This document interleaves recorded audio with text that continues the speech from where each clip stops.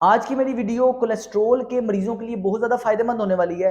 जब भी हम अपना टेस्ट करवाते हैं कोलेस्ट्रॉल का, हमारे खून के अंदर ये जो बढ़ा हुआ कोलेस्ट्रॉल आता है, उसको कम करने के लिए इस वीडियो के अंदर मैं आपको कुछ कुदरती तरीकाकार बताऊंगा। अगर आप उसे फॉलो करेंगे तो आपका एक तो ये कुदरती तरीके से कोलेस्ट्रॉल भी कमी की तरफ आ जाएगा और कोलेस्ट्रॉल की दवाइयों के जो साइड इफेक्ट्स हैं वो भी आपको नहीं होंगे, क्योंकि आपकी इंशाल्लाह इस प्रोसेस को फॉलो करने से आपकी ये दवाइयां भी छूट जाएंगी। तो इस वीडियो को एंड तक लाजमी देखें ताकि आपको इसका फायदा हो सके। सबसे पहले यह समझने की जरूरत है कि कोलेस्ट्रॉल आखिर है क्या।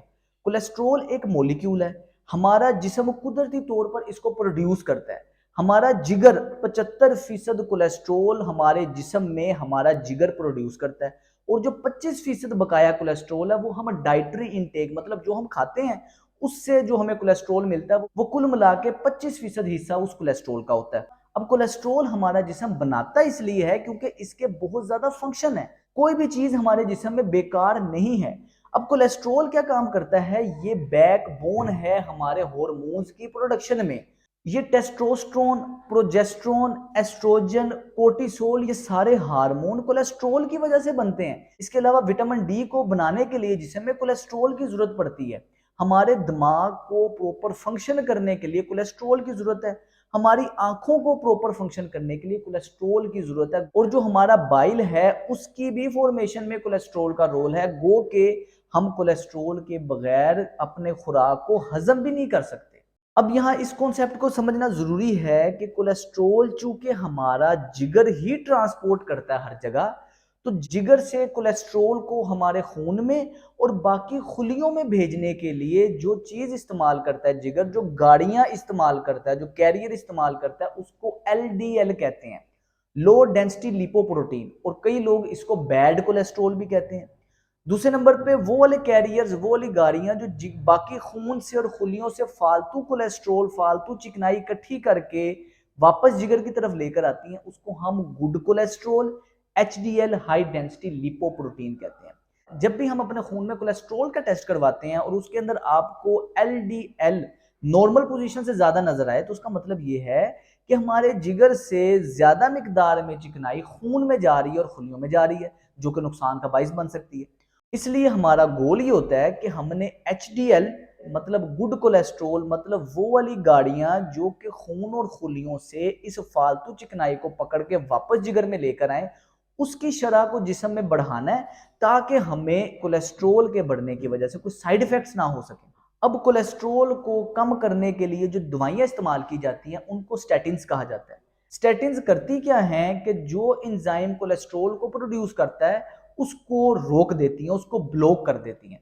अब कोलेस्ट्रॉल को एक तरफ हम कहते हैं कि इसके बहुत ज़्यादा फायदे हैं, हमारे जिस्म में बहुत ज़्यादा फंक्शन परफॉर्म करता है, लेकिन जैसे ही ये स्टैटिन्स हम इस्तेमाल करते हैं हमारी कोलेस्ट्रॉल को प्रोडक्शन उसकी ब्लॉक हो जाती है। उससे होगा ये कि आपके जिस्म में दर्दें, पट्ठों में दर्दें, थकावट का बहुत ज़्यादा होना, खून के अंदर शुगर बढ़ जाना, इंसुलिन लेवल कम हो जाना, इस तरह के काफ़ी ज़्यादा साइड इफ़ेक्ट्स आपको होते हैं। हल ये नहीं होना चाहिए कि आप कोलेस्ट्रॉल को ही ब्लॉक कर रहे हैं। हमारा जिस्म कोई भी चीज़ फालतू नहीं बनाता।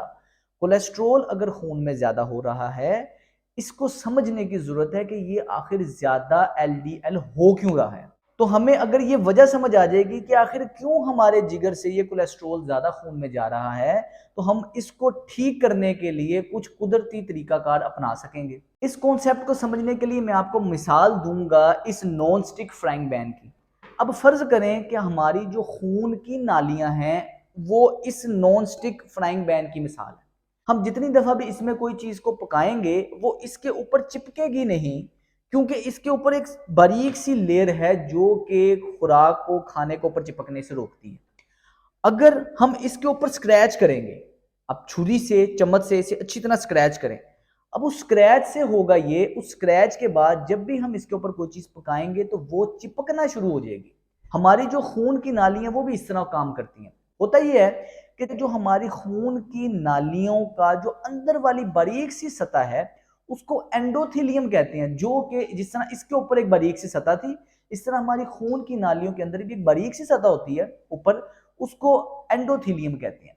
अब अगर उस एंडोथेलियम में स्क्रैच पड़ेंगे, किसी किस्म का लीजन होगा, किसी किस्म का जख्म होगा, तो होगा ये कि हमारा जिगर उस जगह को ब्लॉक करने के लिए, उस जख्म को भरने के लिए उधर कोलेस्ट्रॉल को भेजेगा। साथ हमारे खून में कैल्शियम मौजूद होती है, कैल्शियम उधर जाएगी। इसके साथ फाइब्रस टिश्यूज उधर जाएंगे जो कि उस स्क्रैच को भरने की कोशिश करेंगे, उस इरोजन को भरने की कोशिश करेंगे, बैंडेज का काम करते हैं उस जगह पे। अब उसको भरने के लिए ये उस जगह पे बाकायदा तौर पे क्लोट बन जाता है, खून की नालियों में भी ये क्लोट बन जाता है। अब अगर ये क्लोट टांगों वाली साइड में जाएगा, हमारी लोअर एक्सट्रीमिटीज में जाएगा, तो हमें पेरिफेरल न्यूरोपैथी मतलब टांगों में सुनपन, बेचैनी, अकड़ाव खिंचाव, दर्दें होंगी। अगर ये क्लोट हमारे दिल की तरफ जाएगा तो हमें हार्ट अटैक होने के चांसेस होते हैं, अंजाइना होने के चांसेस होते हैं। अगर ये क्लोट आपके दिमाग की तरफ जाने वाली शरीयानों में चले जाएगा, उधर जाके फंस जाएगा, तो ये आपको फालिज का मरीज बना सकता है। तो इधर जो बारीक सा कॉन्सेप्ट है वो समझने का वो ये है कि आपका जो ये कोलेस्ट्रॉल है बाकायदा तौर पे ये आपका दुश्मन नहीं है। जो वजह आपकी खून की नालियों के अंदर इरोजन पैदा कर रही है, उसके अंदर अकड़ाव खिंचाव पैदा कर रही है, जिसको रोकने के लिए, जिसको बैंडेज टेप लगाने के लिए आपका कोलेस्ट्रॉल उधर पहुंचता है, फर्स्ट एड देने के लिए कोलेस्ट्रॉल पहुंचता है, कैल्शियम आती है, साथ आपका फाइब्रस टिश्यूज आते हैं, वो उस जगह को भरना चाहते हैं। अब अगर आप इस चीज को समझे कि आखिर वो कौन सी ऐसी चीज है जिसकी वजह से आपकी खून की नालियों के अंदर जो एंडोथीलियम है, इसके अंदर ये जख्म पैदा होते हैं, वो चीज है शुगर। ये बड़ी ज्यादा सेंसिटिव होती है आपकी एंडोथीलियम शुगर से। अगर आपकी खुराक में चीनी की मिकदार ज्यादा है, उसकी वजह से आपके एंडोथीलियम में इरोजन होगा, आपका नालियों के अंदर कोलेस्ट्रॉल बढ़ेगा और आपको कोलेस्ट्रॉल की वजह से हार्ट अटैक, इस तरह के मसले आना शुरू होंगे। तो आपका दुश्मन बेसिकली कोलेस्ट्रॉल नहीं है। कोलेस्ट्रॉल जिस्म ने किसी मकसद के लिए पैदा किया है। आपका दुश्मन बेसिकली चीनी है। ये जो हम शुगर खाते हैं, ब्लड ग्लूकोज, हर वो चीज जो आपकी ब्लड ग्लूकोज को स्पाइक करती है अचानक से, इसकी वजह से आपको कोलेस्ट्रॉल का मसला होता है। कोलेस्ट्रॉल इसकी वजह से बढ़ता है आपके जिस्म में। तो अगर आपको यहां तक सारा कॉन्सेप्ट समझ आ गया कि कोलेस्ट्रॉल होता क्या है, ये किस तरह प्रोड्यूस होता है और ये खून के अंदर क्यों बढ़ता है, अब अगला स्टेप हम ये सीखेंगे कि हम इसको बढ़े हुए कोलेस्ट्रॉल को किस तरह से कम कर सकते हैं। इसके अंदर मेजर रोल है हमारे लाइफस्टाइल चेंजेस का। माइनर माइनर से चेंजेस आपकी लाइफस्टाइल में मेजर इंपैक्ट पैदा कर सकते हैं।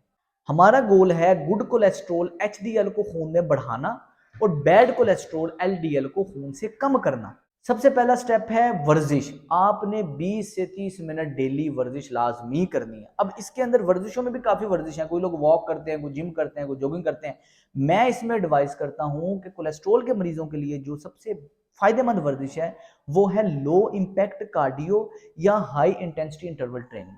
वर्जिशों के लिए मैं ऑलरेडी काफी ज्यादा वर्कआउट बना चुका हूं, मैं वैसे नीचे डिस्क्रिप्शन में लिंक दे दूंगा। लेकिन अगर आप चाहते हैं कि मैं स्पेसिफिकली कोलेस्ट्रोल को कम करने के लिए वर्कआउट प्लान डिजाइन करूं, तो आप नीचे कमेंट लाजमी करें ताकि मुझे मोटिवेशन हो सके। फिर मैं नेक्स्ट वीडियो में आपको प्रॉपर तरीके से कोलेस्ट्रोल को किस तरह कम करते हैं प्रॉपर डिजाइन करके वर्कआउट, उसकी भी एक नेक्स्ट वीडियो अपलोड करूं। वर्जिश बहुत जरूरी है, उससे हमारे बॉडी के अंदर, ब्लड के अंदर नाइट्रिक ऑक्साइड बढ़ता है, खून की नालियां नरम होती हैं और ऑक्सीजन ब्लड में ज्यादा जाता है, जिसकी वजह से आपका कोलेस्ट्रोल लेवल कमी की तरफ आता है। जितना ज्यादा खून में ऑक्सीजन होगी उतनी कम हमारे जिस्म में बीमारियां होंगी। जो दूसरा स्टेप है वो ये है कि हमने जो फैट्स हम खाते हैं वो बेहतर फैट्स खाने हैं आपने।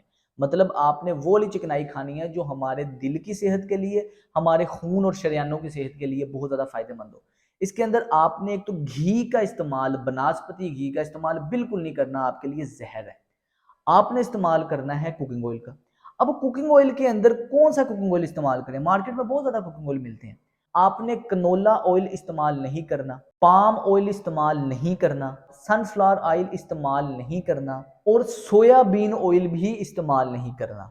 तो क्या इस्तेमाल करना चाहिए आपको? आपको देसी घी इस्तेमाल कर सकते हैं, आप कोकोनट ऑयल इस्तेमाल कर सकते हैं, आप ओलिव ऑयल इस्तेमाल कर सकते हैं।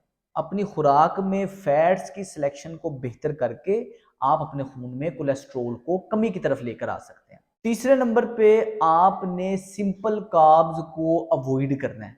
सिंपल कार्ब्स में क्या आता है? चीनी आपके लिए जहर है, बिल्कुल नहीं खानी हर वो चीज जो चीनी से बनी हुई है। मैदे से बनी, मैदा या मैदे से बनी आपने कोई चीज नहीं खानी। चावल कोशिश करें जितना कम हो सके इस्तेमाल करें। कई लोग डेली चावल खाते हैं, सुबह शाम चावल खाते हैं, आपने कोशिश करें हफ्ते में 2 दफ़ा चावल खाएं, इससे ज़्यादा चावल ना खाएं, क्योंकि ये सिंपल कार्ब्स हैं, ये आपके खून में अचानक से शुगर को, ग्लूकोज को स्पाइक करती है और आपकी जो एंडोथीलियम है, खून की शरियानों की जो अंदर वाली लेयर है, वो काफ़ी ज़्यादा सेंसिटिव होती है, उस पर स्क्रैच पड़ जाते हैं अगर आपके खून के अंदर ग्लूकोज ज़्यादा होगा। इसलिए कोशिश ये करनी है कि चीनी, चावल, मैदा आप बिल्कुल अवॉइड करें। इसके साथ आपने कोशिश करनी है जो आटा इस्तेमाल करें वो मल्टीग्रेन आटा हो, ताकि आपको फाइबर ज़्यादा से ज़्यादा मिल सके। चौथे नंबर पे आपने जब भी खाना खाना है, साथ एक पोर्शन सलाद का लाजमी होना चाहिए। सलाद में आपको काफ़ी ज़्यादा मिनरल्स वगैरह भी मिलते हैं, विटामिन भी मिलते हैं, लेकिन जो सबसे ज़रूरी चीज़ है, आपको इससे फाइबर मिलता है। फाइबर बेसिकली झाड़ू है, इसकी आप मिसाल समझे, फाइबर झाड़ू है, आपकी खून की शरियानों में से कोलेस्ट्रोल को, क्लोट को, चिकनाई को ये कुरेद कुरेद के निकालता है। तो आपने कोशिश करनी है कि सलाद दिन में जब भी आप खाना खाएं, सलाद लाजमी खाएं। इंटरमीडिएट फास्टिंग लाजमी करें, और अगर आप इंटरमीडिएट फास्टिंग नहीं करना चाहते तो आप रोज़ा रख सकते हैं, रोज़ा लाजमी रखें, इसके बहुत ज़्यादा फायदे हैं। और लास्ट चीज़ है कि आपने स्मोकिंग नहीं करनी। स्मोकिंग के अंदर एक्टिव स्मोकिंग तो ये है ना कि आप खुद स्मोकिंग कर रहे हैं, पैसिव स्मोकिंग भी आपके लिए उतनी ही ज़्यादा नुकसानदेह है। आपने ऐसी महफिलों में भी नहीं बैठना जहाँ स्मोकिंग की जाती है, तो स्मोकिंग को भी अवॉइड करें। इस लाइफस्टाइल के छोटे छोटे चेंजेस बड़े इम्पैक्ट पैदा करके आपको बीमारियों से दूर कर सकते हैं। यहाँ एक कॉन्सेप्ट समझना इंतहाई ज़रूरी है, वो लोग जो कि ऑलरेडी स्टैटिन्स का इस्तेमाल कर रहे हैं, कोलेस्ट्रोल लोअरिंग ड्रग का इस्तेमाल कर रहे हैं, वो इस रूटीन को फॉलो करें। आहिस्ता आहिस्ता कुदरती तरीके से आपका कोलेस्ट्रॉल कमी की तरफ आ जाएगा। आपने एकदम दवाई नहीं छोड़नी, एकदम दवाई छोड़ना, चूंकि बॉडी को इसकी आदत हुई होती है, एकदम बगैर डॉक्टर की मर्जी के दवाई छोड़ना आपके लिए नुकसानदेह हो सकता है। आपने सबसे पहले अपने आप को कोलेस्ट्रॉल की कम रेंज में लेकर आना है कुदरती तरीके से, साथ आप दवाई इस्तेमाल करते रहेंगे। आपने अपने डॉक्टर से राब्ते में रहना है, मशवरे में रहना है, और आप दोबारा जब जैसे टेस्ट करवाएंगे, 1-2 टेस्ट से आपके डॉक्टर को पता चल जाएगा कि इसका कोलेस्ट्रॉल कमी की तरफ आ गया। फिर आपने अपने डॉक्टर से रिक्वेस्ट करनी है कि बराए मेहरबानी, मैं अब कुदरती तरीके से इसको मैनेज करना स्टार्ट कर दिया है, आहिस्ता आहिस्ता आप इसको टेपर कर दें, मेरी दवाई को आहिस्ता आहिस्ता छुड़वा दें। इस तरीके से अगर आप इसे फॉलो करेंगे तो आपको साइड इफेक्ट भी नहीं होगा और आपका कोलेस्ट्रॉल भी बेहतरी की तरफ आएगा।